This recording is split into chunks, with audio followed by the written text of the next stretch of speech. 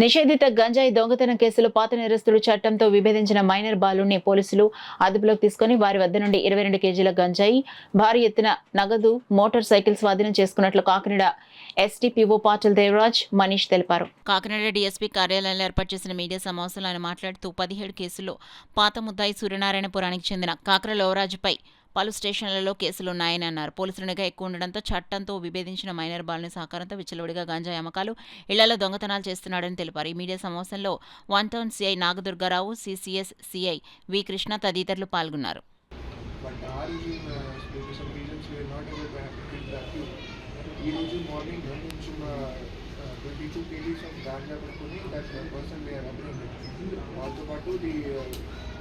కూడా అయింది, ఇది క్యాష్ కూడా రికవరీ అయింది.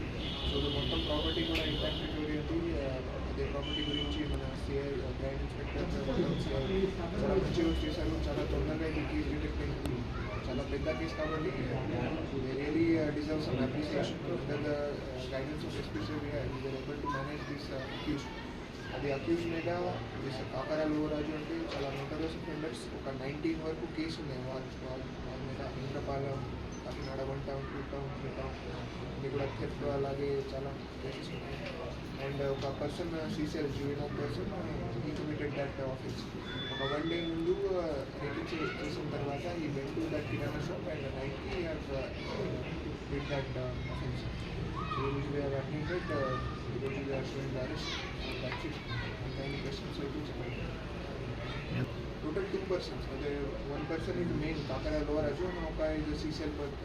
So on that the juvenile person will follow this proper